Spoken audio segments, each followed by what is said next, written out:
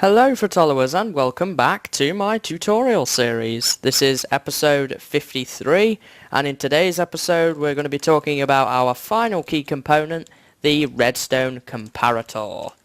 So the Redstone Comparator is a key component much like everything else that we've talked about up to this point, but unlike the rest of these, this has more specific uses than the repeater, the torch and the dust do.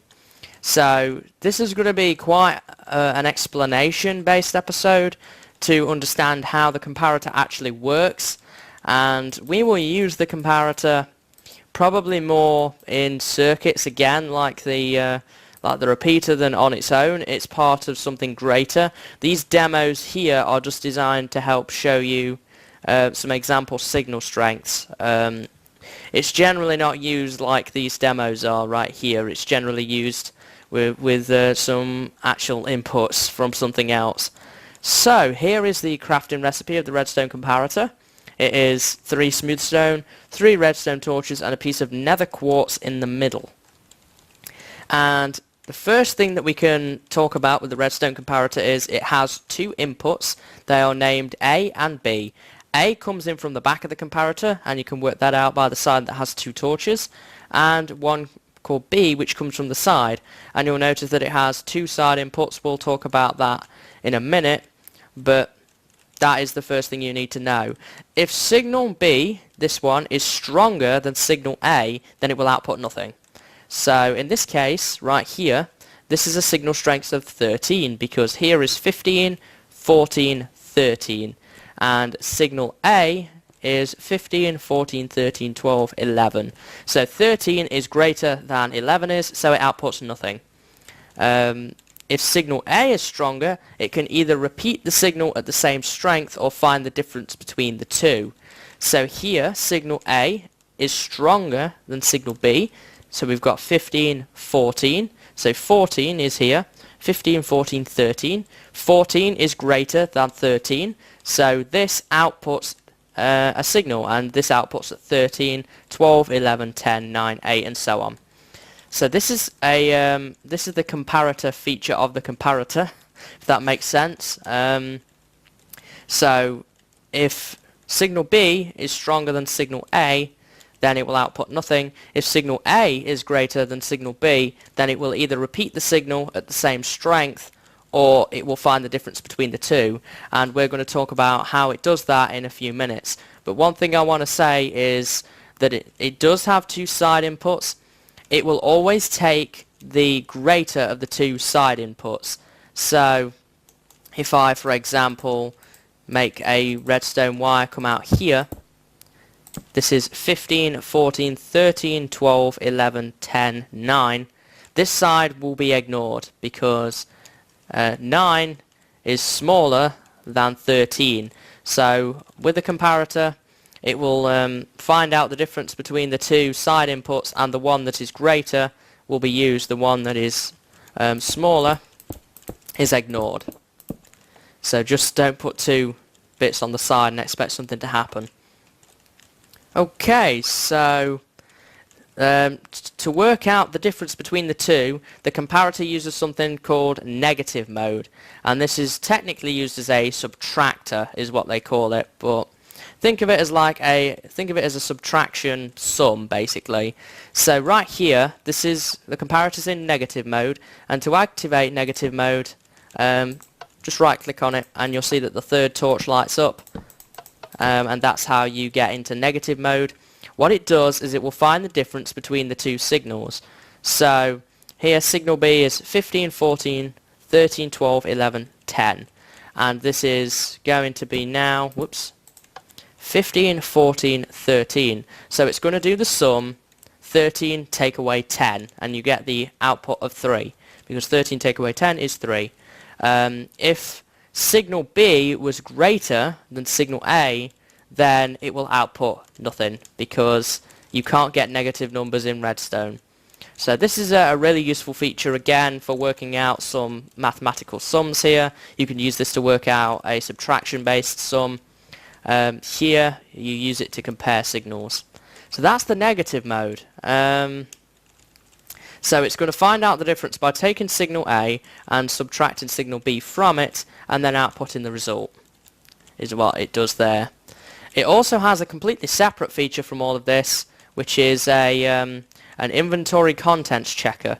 So if you place a comparator against a storage block, so that's things like a chest, dispenser, hopper, those kind of blocks where you can actually put stuff inside, it will then work out a mathematical formula and output dependent on how full the storage block is. Now, it doesn't work on how full the block is itself. It works it out dependent on item stacks. And there is a complex mathematical formula behind this, which I'm not going to go into. I'm going to try and explain it in simple terms so that if you're not that good at maths or you don't want to think about the math, it's going to be easier for you to understand. So basically what it does is it calculates a percentage, and this is quite complex to explain actually, but basically it checks how full each stack is rather than how full the block is. It then works out a percentage of that, and then it works out a percentage of that from 15, and then it outputs. So here, as you can see, this chest is roughly a quarter full, so it's outputting close to a quarter of the maximum output it can be, which is 15. So this is quite complex, and if you have any questions, please put them in the comments and I will try my best to answer. It can work with different stack sizes, so if I had snowballs in here, which only stack up to 16, unlike 64, it counts that as a full stack. Even though there are full stacks of 64, as you can see, it's increased because I've put full stacks in here. This is half full now. So 3, 6, 7, 7 out of 15. Technically it's 7.5, but you can't get 7.5 in Redstone. So it will calculate the percentage of how full each stack is, and then take that percentage and put it against 15. And if you want to know more about the math behind it, then I would highly recommend checking out the wiki page to learn more of the math behind it. But basically what it does is it calculates the percentage of how full the storage block is and then outputs a signal dependent on it. So yeah, this is a feature that it can either be used simply or it can be used in very, very advanced projects which use a lot of other redstone stuff. People have built, like, best example I can think of is, I believe Etho has built a pet, well, he's building a pet out of redstone, Wilson, and I believe that he uses comparators to check how full an inventory is and output a signal based on that, which controls other things. So yeah, I would highly recommend checking out the wiki to understand more of the math behind it if you want to know more of that. It's not something which I think, certainly to a basic level, needs to be gone into in depth. Basically, it gives an output depending on how full the storage block is, and it works it out not on how full the block is, how full the storage block is, on how many slots are filled, but how many stacks are filled. So it also works like a diode, much like a repeater does, like that. It will only let current flow one way, and that is with the direction of its arrow, and it will also repeat a signal at the same strength. So this is 15, 14, 13, 12. It will go through the comparator, and this right here is 12. This means that it can be stacked. Comparators can be stacked, and each one provides 1 tick of delay, which we know is 1/10 of a second, and it will keep the same signal strength, and then it could be going on to power and output. To be honest, it would be easier and better on resources to craft repeaters than these guys, because you need nether quartz for that. And although nether quartz is common, you also need an extra redstone torch. So it's a use of it, but it's not that useful, certainly in those kind of terms. So as I said earlier, this is a demo of the weaker side being ignored. So in this example, this side here is ignored. It's just not touched. But this side is, as you can see here, we have 15, 14, 13. If I turn this on, This is going to be 1514. So this, it compares the difference between the two, 13 and 14. And this is where it gets quite complicated, as I explained over there. This is where the math kind of comes in behind it. So yeah, we have different lengths here, as you can see. This signal is 15, 14, 13, 12, 11, 10, 9, 8, 7. We know that 7 is less than 13, so it will output nothing. 14, however, is greater than 13, so it will output the signal at the same length of 14. So here is too far away. This is 15, 14, 13, 12, 11. So 11 is less than 13, so again it outputs nothing. It can be used as a clock, which we will talk about more when we get to redstone clocks. If you put a input at the back of the comparator, then it will blink on and off very rapidly, allowing for very fast clocks.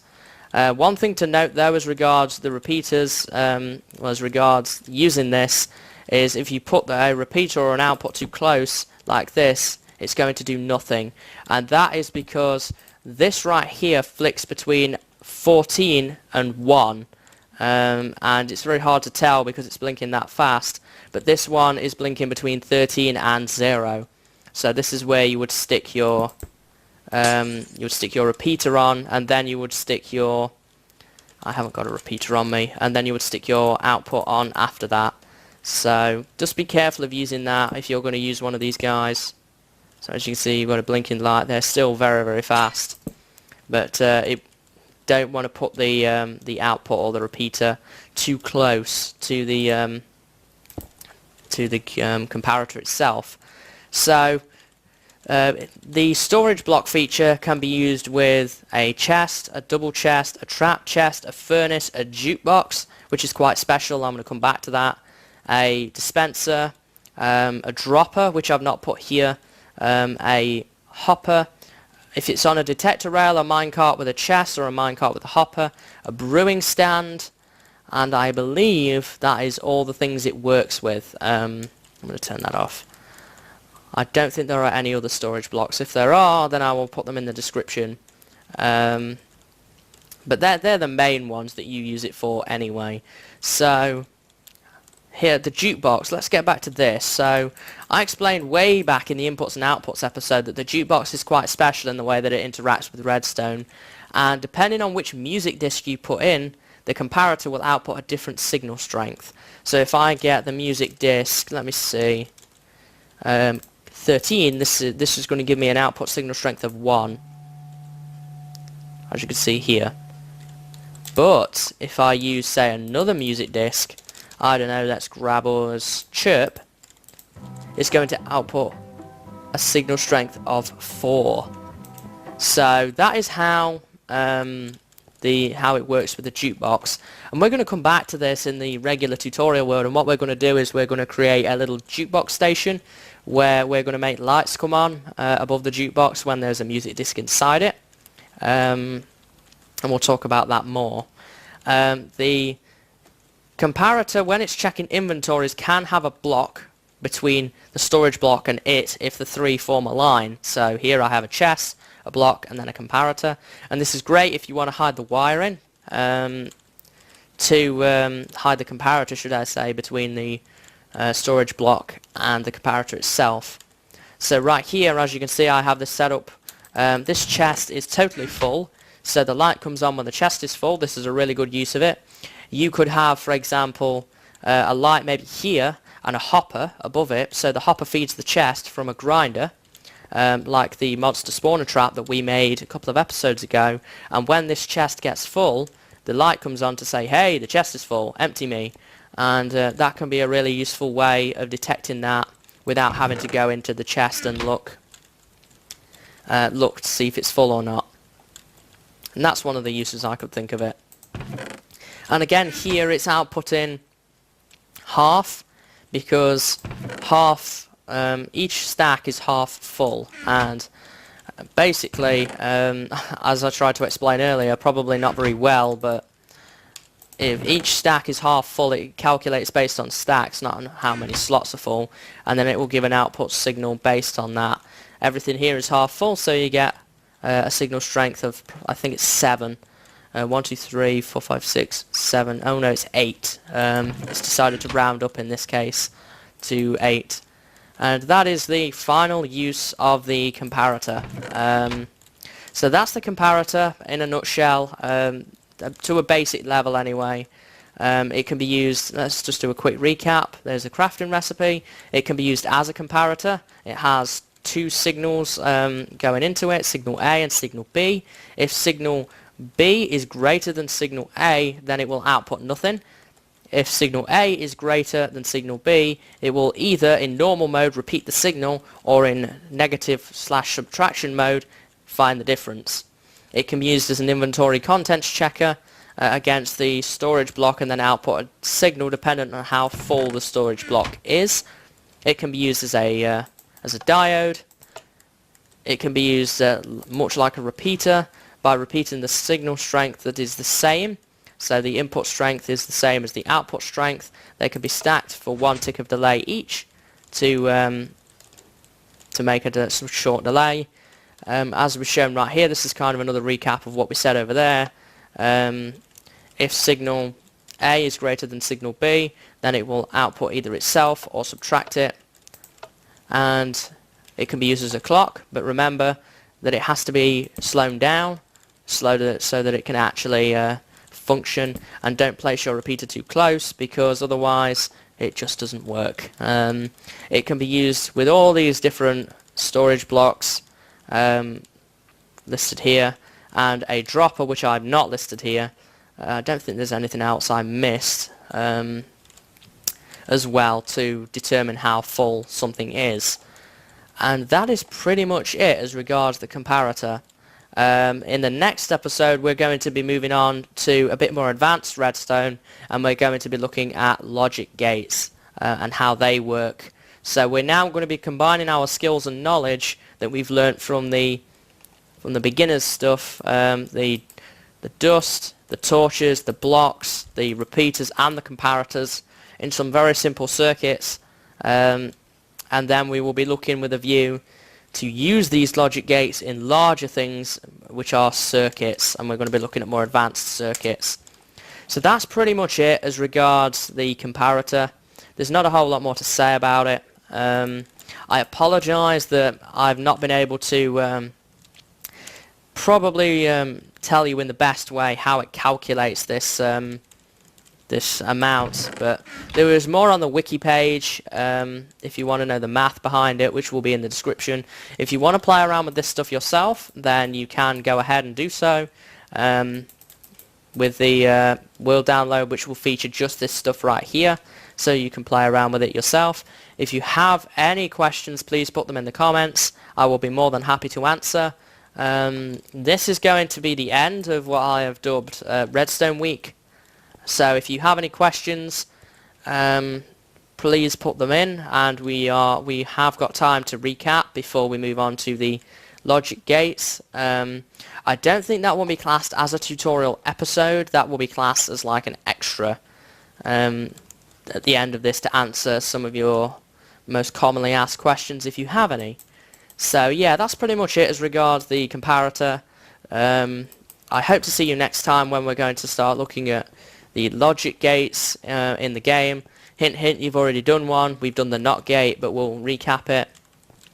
And from there we will be looking to some of the more advanced circuits, and then after that we will be back on the regular tutorial world, where we will resume doing some more fun-based projects. I know that what we've been doing lately, and will continue to do so for a couple of episodes, has been quite rambly, and I know it's not been the most interesting for some people, but bear with us, we'll be doing some fun projects soon. I hope that you've enjoyed this tutorial and found it informative. I hope you understand more about the comparator now, and I hope to see you in the next episode. So until then guys, see you later and have a good day.